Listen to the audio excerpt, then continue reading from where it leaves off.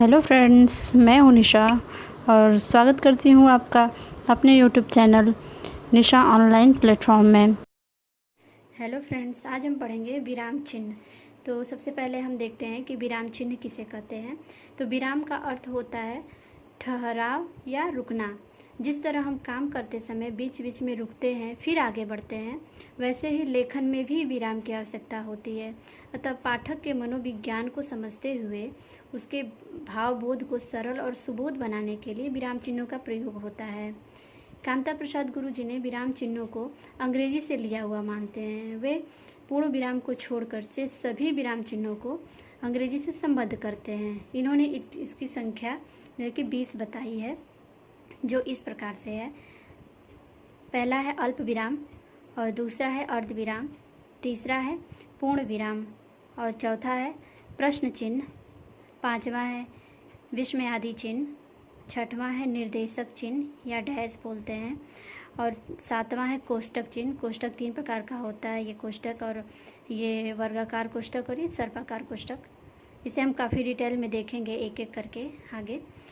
और ये 8वां है अवतरण चिन्ह, 9वां है उप विराम या अपूर्ण विराम, 10वां है विवरण चिन्ह, 11 है पुनरुक्ति सूचक चिन्ह, और 12 है लाघव चिन्ह, 13 है लोप चिन्ह, 14 पाद चिन्ह, 15 है दीर्घ उच्चारण चिन्ह, 16 है पाद बिंदु, और 17 है हंस पद या इसको त्रुटि बोधक चिन्ह भी बोलते हैं, हंस पद या त्रुटि बोधक चिन्ह, और 18 है टीका सूचक, 19 है तुल्यता सूचक, और 20 है समाप्ति सूचक।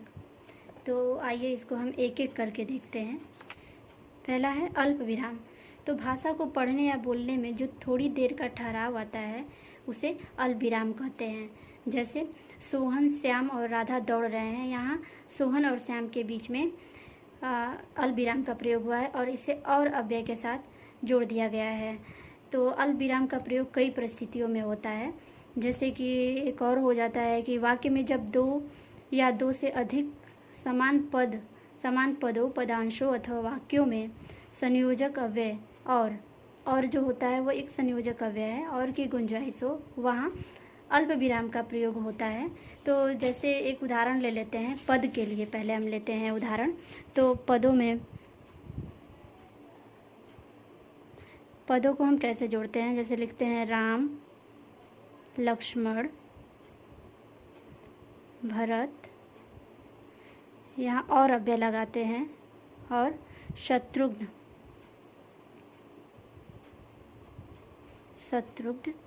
राजभवन में पधारे।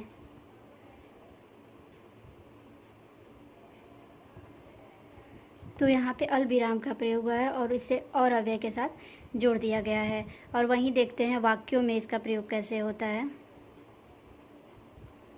वाक्यों में एक उदाहरण हम लेते हैं कि वह रोज आता है, काम करता है और चला जाता है। जैसे हम लिखते हैं वह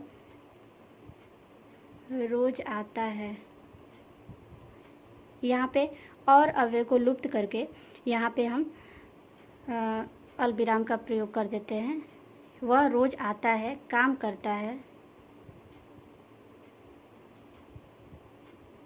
और चला जाता है।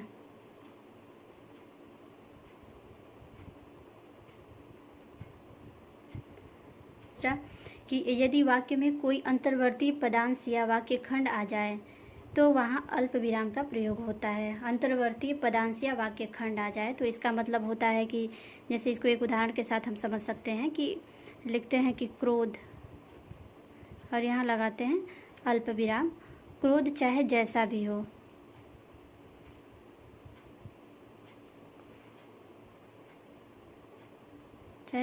हो, मनुष्य को दुर्बल बनाता है। तो यहाँ कॉमा लगाएंगे और मनुष्य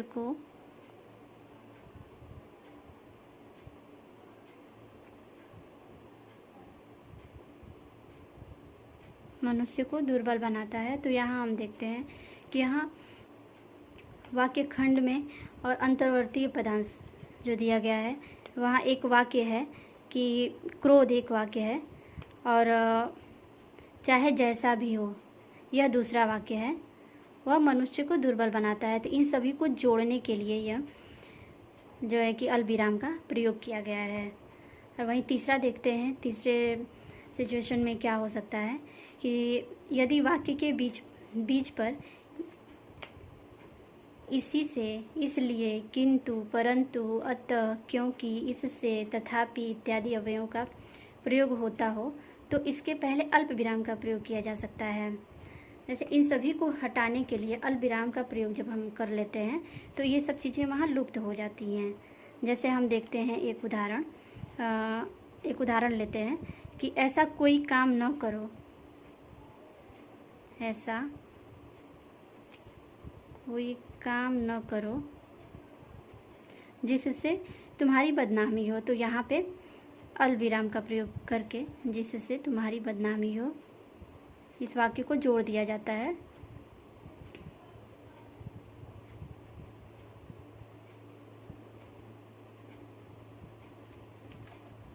अब हम देखते हैं यहाँ दूसरा देखते हैं अर्धविराम। तो अर्धविराम जब वाक्य में अल्प विराम से अधिक ठहराव आता हो, अल्प विराम से अधिक ठहराव होता है अर्धविराम में, तो वहाँ अर्धविराम का प्रयोग होता है। यह 3 परिस्थितियों में लगता है।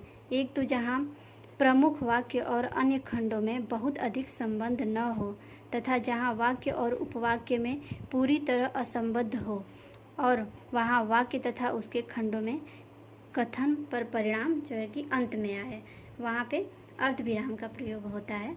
जैसे यहाँ हम देखते हैं कि यहाँ एक वाक्य है आओ, यह एक संपूर्ण वाक्य है अपने आप में कि आओ। वहीं दूसरा वाक्य है बैठो और तीसरा है खेलो। ये अपने आप में एक संपूर्ण वाक्य है, आओ, बैठो, खेलो। लेकिन इसका परिणाम जो है कि बाद में आता है, पर बदमाशी मत करो। तो यहाँ जो है कि अल्प विराम की तुलना में थोड़ा अधिक ठहराव आता है, तो यहाँ पे अल्प विराम का प्रयोग होता है। वहीं तीसरा देखते हैं उपविराम या अपूर्ण विराम भी इसको बोलते हैं, और इसको ऊपर नीचे एक बिंदी से इसको दिखाया जाता है, इसका चिन्ह है। तो जब बोलने या लिखने में अल्प विराम से अधिक ठहराव आता है तो वहाँ पे उपविराम होता है। जैसे देखते हैं कि साकेत एक अध्ययन, तो साकेत जैसे हम पढ़ते हैं साकेत एक अध्ययन, तो ऐसे नहीं, साकेत और इसको उपविराम से दर्शाया जाता है एक अध्ययन। यहाँ काफ़ी देर तक रुकना पड़ जाता है अल्प विराम और अर्धविराम की तुलना में। साकेत एक अध्ययन, कामायनी एक अनुशीलन, ठीक। और वहीं देखते हैं पूर्ण विराम, चौथा है पूर्ण विराम। यह वाक्य की समाप्ति का बोधक है, अर्थात पूर्ण विराम वाक्य में पूरी तरह ठहराव और वाक्य के संपूर्ण अर्थ का बोधक होता है, अर्थात यह वाक्य के अंत में इसका प्रयोग होता है। तो वाक्य के अंत में इसका प्रयोग हम देखते हैं, जैसे राम पुस्तक पढ़ता है, यहाँ एक वाक्य समाप्त हो रहा है और यहाँ पूर्ण विराम का चिन्ह लगा दिया जाता है। और कहानी और उपन्यास में जो होता है कि उसको बीच में भी लगाया जाता है। वह डाकू, ये एक संपूर्ण वाक्य हो गया है, वह डाकू, वहाँ पूर्ण विराम, फिर कितना भयानक था उसका चेहरा, उसके बाद फिर पूर्ण विराम। वहीं देखते हैं छंदों के चरणों की समाप्ति पर, जैसे देखते हैं एक उदाहरण है, हरे हु एक दिन अवधि अधारा, समुझत मन दुख भयहु अपारा। यहाँ पे लास्ट में जो होता है कि विराम, पूर्ण विराम का प्रयोग किया गया है। तो यहाँ एक चीज़ देखने लायक है कि छंदों के चरण की समाप्ति पर ही पूर्ण विराम का प्रयोग होता है, और छंदों के चरण के बीच में जो होता है वहाँ पे अल्प विराम का प्रयोग किया जाता है। इसको ध्यान में रखने वाली बात है। यहाँ देखते हैं प्रश्नवाचक चिन्ह। तो प्रश्नवाचक चिन्ह पूर्ण अर्थ वाले प्रश्नवाचक वाक्यों के अंत में यह चिन्ह लगाया जाता है। जैसे तुम कब आओगे, वह क्यों नहीं आया, जैसे कब, क्यों, कैसे इत्यादि प्रश्नवाचक वाक्यों में जो होता है कि प्रश्नवाचक चिन्ह का प्रयोग किया जाता है। और छठा देखते हैं विस्मयादि बोधक चिन्ह।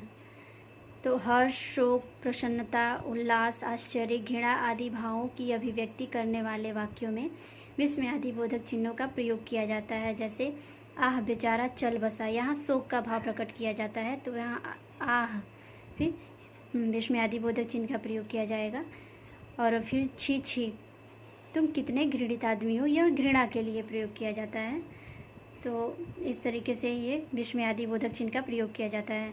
और वहीं देखते हैं उद्धरण चिन्ह, या जिसको हम अवतरण चिन्ह बोलते हैं, उसी को उद्धरण चिन्ह भी बोलते हैं, और इंग्लिश में इसे डबल इन्वर्टेड कामा से दिखाया जाता है।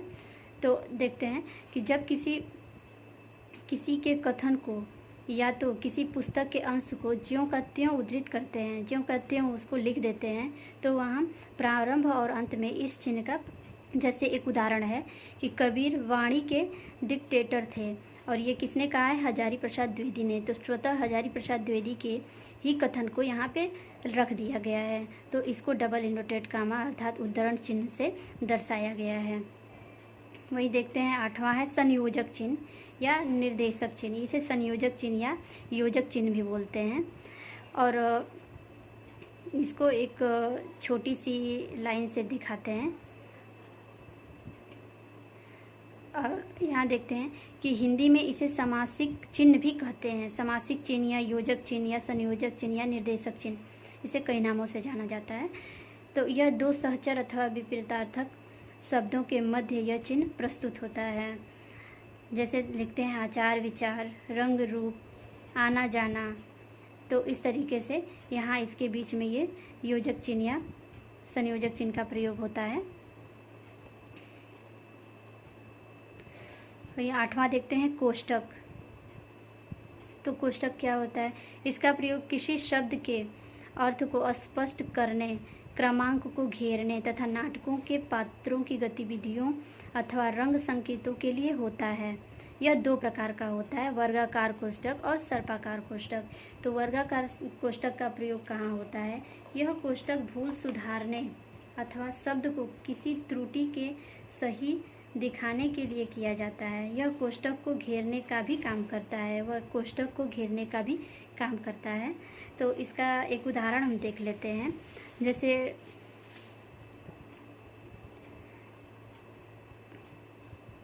हम लिखते हैं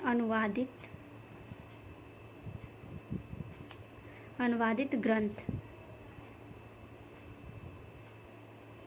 तो यहाँ अनुवादित न होकर अनुदित ग्रंथ होता है। तो इसी के भूल सुधारने के लिए हम इस वर्गाकार कोष्ठक का प्रयोग करते हैं। यहाँ वर्गाकार कोष्ठक लगा के हम अनुवादित न लिख के अनुदित लिखते हैं। किसी के भूल को सुधार करने के लिए इसको हम यहाँ से ये वर्गाकार कोष्ठक में इसको घेर देते हैं। तो ये हो जाता है भूल सुधार के लिए जो होता है कि इसका प्रयोग होता है। और वहीं देखते हैं कि सर्पाकार कोष्ठक, तो श्री गुरु के अनुसार इसका उपयोग एक वाक्य के ऐसे शब्दों को मिलाने में होता है जो अलग पंक्ति में लिखे जाते हैं और उनका संबंध किसी एक साधारण पद से होता है। इस प्रकार कोष्ठक कुल 3 प्रकार के हुए। एक तो ये कोष्ठक हो गया, और ये वर्गाकार कोष्ठक, और ये सर्पाकार कोष्ठक हो जाता है। सॉरी, इस तरीके से ये सर्पाकार कोष्ठक हो जाता है। देखते हैं विवरण चिन्ह। तो विवरण चिन्ह इस तरीके से लिखा जाता है, इसका चिन्ह ये होता है।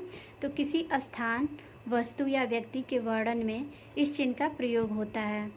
जैसे हम लिखते हैं कि उत्तर प्रदेश में कई बड़े नगर हैं जैसे, तो यहाँ विवरण चिन्ह लगा के यहाँ स्थान का प्रयोग किया जा रहा है, स्थान का विवरण दिया जा रहा है। तो जैसे लखनऊ, कानपुर, वाराणसी, इलाहाबाद, तो यहाँ पे विवरण चिन्ह का प्रयोग होता है। और देखते हैं पुनरुक्ति सूचक चिन्ह। पुनरुक्ति सूचक चिन्ह एक ही वस्तु को बार बार दोहराने से बचने के लिए इस चिन्ह का प्रयोग होता है। एक ही चीज़ को बार बार लिखने से बचने के लिए इसका प्रयोग होता है। जैसे कि वस्तु का नाम हो गया चीनी, और वज़न इसका कितना है? 5 केजी है, 5 किलो है। तो उसी तरीके से आटा हो गया, ये भी 5 किलो है। दाल है, ये भी 5 किलो है। तो इसको बार बार लिखने से बचने के लिए पुनरुक्ति सूचक का चिन्ह यहाँ लगा दिया जाता है। अब देखते हैं लाघव चिन्ह। पूरे शब्दों के स्थान पर उसका प्रारंभिक शब्द रख कर ये लाघव चिन्ह लगा दिया जाता है। लाघव चिन्ह एक छोटे से गोला से अंकित होता है, इस तरीके से। जैसे हम लिखते हैं कि प्र लिख के यहाँ लाघव चिन्ह लगाते हैं, एक गोला बनाते हैं। डा लिख के एक गोला बनाते हैं, और घ लिख के एक गोला बनाते हैं। तो इसका संपूर्ण अर्थ होगा कि प्रधान डाकघर, उसी तरीके से लिखते हैं। फिर एक गोला बनाते हैं ब और यो, तो इसका पूरा मतलब हो जाता है अल्प बचत योजना। तो यहाँ पे देखते हैं कि वाक्यों को जो होता है शब्दों को छोटा करने के लिए इसका प्रयोग होता है। अब देखते हैं लोप चिन्ह। लोप चिन्ह का प्रयोग कहाँ होता है कि जब किसी का उदाहरण देते हैं और उसमें कुछ छोड़ना चाहते हैं तो उस छोड़े हुए भाग को लोप चिन्ह लगाकर संकेतित करते हैं। तो लोप चिन्ह का जो चिन्ह होता है वह इस तरीके से 4-5 बिंदु लगा दिया जाता है लाइन से। तो देखते हैं, जैसे यहाँ एक उदाहरण है, लेखक ने, फिर यहाँ लेखक के ही वाक्यों को छोड़ दिया गया है, लेखक की बातों को छोड़ करके फिर वहाँ लिखा जाए जैसे कई विषयों पर पुस्तक लिखी हैं। तो यहाँ पे लोप चिन्ह का प्रयोग कर दिया गया है कि लेखक ने किन विषयों पे किन विषयों पे जो है कि उन्होंने पुस्तक लिखी है, उस चीज़ को छोड़ के और आगे लिख दिया गया है कि जैसे कई विषयों पर पुस्तक लिखी है। तो यहाँ पे लोप चिन्ह का प्रयोग कर दिया गया है। यहाँ देखते हैं पाद चिन्ह। पाद चिन्ह को एक बड़े से रेखा से हम दर्शाते हैं। तो जिन शब्दों पर अधिक ध्यान दिलाने की आवश्यकता होती है उनके नीचे यह लाइन खींच दी जाती है। इसे ही पाद चिन्ह या रेखा चिन्ह भी कहते हैं। इसे पाद चिन्ह को रेखा चिन्ह भी कहते हैं। पाद चिन्ह या रेखा चिन्ह। तो यहाँ देखते हैं कि जैसे एक उदाहरण है कि हिंदी की प्रमुख व्याकरणिक कोटियाँ संज्ञा, सर्वनाम, विशेषण, क्रिया तथा अव्यय हैं। तो यहाँ पे संज्ञा, सर्वनाम जो हिंदी की व्याकरणिक कोटियाँ हैं उनको जो है कि हाईलाइट किया गया है। तो इसलिए उसके नीचे ये इसको रेखांकित कर दिया गया है, इस पर विशेष बल देने के लिए। दीर्घ उच्चारण चिन्ह। दीर्घ उच्चारण चिन्ह जो होता है कि उसको हम ये एक एस के माध्यम से इसको दर्शाते हैं। जैसे हिंदी में लुप्त स्वरों के उच्चारण में इसका प्रयोग होता है। जैसे नहीं तुम मत आना, यहाँ पे नहीं पे ज़्यादा फोर्स दिया गया है, ज़्यादा बल दिया गया है। जैसे हम बोलते हैं नहीं तुम मत आना। हे राम, जैसे इस चीज़ को ज़्यादा खींच के बोला जाता है, जैसे हे राम, हे प्रभु। तो यहाँ पे दीर्घ उच्चारण चिन्ह का प्रयोग होता है। इसको दर्शाने के लिए हम दीर्घ उच्चारण चिन्ह का, और उसका चिन्ह होता है इस तरीके से, इसको छोटा सा हम एस के तरीके से लिखते हैं। ठीक। और वहीं देखते हैं पाद बिंदु। पाद बिंदु क्या होता है कि हिंदी में अरबी फारसी से आए शब्दों के नीचे लगे जाने वाले चिन्ह पाद बिंदु कहलाते हैं। तो हिंदी में अरबी फारसी से जो स्वर आए हुए हैं, व्यंजन आए हुए हैं, वह केवल 5 ही हैं। जिसको देखते हैं क, ख, ग, ज और फ। तो इनके नीचे जब इनसे बने शब्दों का प्रयोग होता है तो उनके नीचे ये पाद बिंदु का प्रयोग हो जाता है। इसको हम नुक्ता भी बोलते हैं, पाद बिंदु को ही हम नुक्ता बोलते हैं। तो इनका प्रयोग होता है, जैसे लिखा जाता है गज़ल, तो यहाँ ज के नीचे जो है कि नुक्ते का प्रयोग हो जाता है, पाद बिंदु का प्रयोग हो जाता है। खौफ लिखते हैं, ज़मीन लिखते हैं, ज़बान, किस्मत इत्यादि ऐसे शब्दों के नीचे जो होता है कि ये पाद बिंदु का प्रयोग होता है। अब देखते हैं हंस पद। हंस पद को ही हम त्रुटिबोधक चिन्ह भी बोलते हैं, त्रुटिबोधक चिन्ह भी बोलते हैं। तो हंस पद लिखने में कोई अक्षर जब छूट जाता है तो उसकी जगह हंस पद लगाकर ऊपर वह शब्द लिख देते हैं। जैसे हमने लिखा कि मैं तुम्हें देना चाहता हूँ, तो मैं तुम्हें देना चाहता हूँ, क्या देना चाहता हूँ, ये चीज़ छूट गई है। तो इसको जो है कि ये त्रुटिबोधक चिन्ह या हंस पद चिन्ह जो जिसे कहते हैं उसको लगा के ऊपर हम लिख देते हैं छूटे हुए वाक्य को, छूटे हुए शब्द को। अब यहाँ देखते हैं वह लिस्ट अपना नाम नहीं चाहता है। तो यहाँ पे छूटा हुआ है कि वह लिस्ट में अपना नाम नहीं चाहता है। तो इसको किस प्रकार से लिखेंगे, इसको यहीं पे हम छोटा सा हम हंस पद का यहाँ चिन्ह लगाएंगे और ऊपर इसको में लिख देंगे। ठीक। अब देखते हैं 18वां टीका सूचक चिन्ह। टीका सूचक चिन्हों को कई प्रकार से लिखा जाता है, या तो स्टार बना देते हैं, या एक प्लस का साइन बना देते हैं, या ऊपर नीचे 2 प्लस लगा देते हैं, या किसी अक्षर से अंकित कर देते हैं। 2, 4, 6, 8, 10 जो भी है किसी अक्षर से अंकित करते हैं। इसको देखते हैं कि पृष्ठ के नीचे अथवा हाशिए में कोई सूचना देने के लिए तारांकित 1 धन या 2 धन या कोई अंक लिख देते हैं। कोई अंक लिख देते हैं। यहाँ शोध की पाद टिप्पणियों में अंक दिया जाता है और कार्यालयिक कार्यों में तारांकित या धनांकित चिन्हों का प्रयोग किया जाता है। आगे देखते हैं तुल्यता सूचक चिन्ह, या इसे हम समानता चिन्ह भी बोलते हैं। तुल्यता सूचक चिन्ह या बराबर का चिन्ह जो होता है, तो शब्दार्थ दिखाने या गणित में तुल्यता सूचित करने में इसका प्रयोग होता है। जैसे लिखते हैं पाषाण बराबर क्या होता है, पत्थर। तो यहाँ पाषाण और पत्थर दोनों समान हैं, ठीक। तो यहाँ इसको ये तुल्यता सूचक चिन्ह लगा दिया जाता है। धरा, ये तुल्यता सूचक यानी धरा बराबर पृथ्वी, विडौज बराबर इंद्र। तो यहाँ इसकी समानता दिखाने में, इसकी तुलना करने में जो होता है कि इसका प्रयोग किया जाता है। अब वही लास्ट देखते हैं समाप्ति सूचक चिन्ह। समाप्ति सूचक चिन्ह दो प्रकार का होता है। ये देख पा रहे होंगे कि एक बड़ा सा लाइन खींचा गया है, फिर गोला है, फिर लाइन है, और यहाँ ये छोटे छोटे डैश, 2-3 डैश दे दिए जाते हैं। तो देखते हैं इसका प्रयोग कहाँ होता है, इन दोनों डैश का प्रयोग कहाँ, दोनों चिन्हों का प्रयोग कहाँ होता है। तो किसी लेख अथवा पुस्तक या फिर अध्याय की समाप्ति पर यह चिन्ह लगा दिया जाता है। ये दो परिस्थितियों में लगता है, या तो लेख की समाप्ति में लगे या पुस्तक की समाप्ति में लगे, ठीक। तो जैसे यह अध्याय यहीं समाप्त हो रहा है और नीचे उपयुक्त चिन्ह बना दिया जाता है, और पुस्तक के सभी अध्यायों की समाप्ति पर यह चिन्ह बना दिया जाता है। तो अध्याय की समाप्ति पे जो होता है ये वाला चिन्ह लगता है, इस चिन्ह को हम अध्याय की समाप्ति पे लगाते हैं। और जब पुस्तक की समाप्ति होती है तो इस प्रकार से हम छोटे छोटे डैश लगा देते हैं, 3-4 डैश लगा देंगे। तो फ्रेंड्स, आपको यह वीडियो कैसी लगी हमें कमेंट करके ज़रूर बताएं, और इस वीडियो के अंत तक हमारे साथ बने रहने के लिए आपका बहुत बहुत धन्यवाद।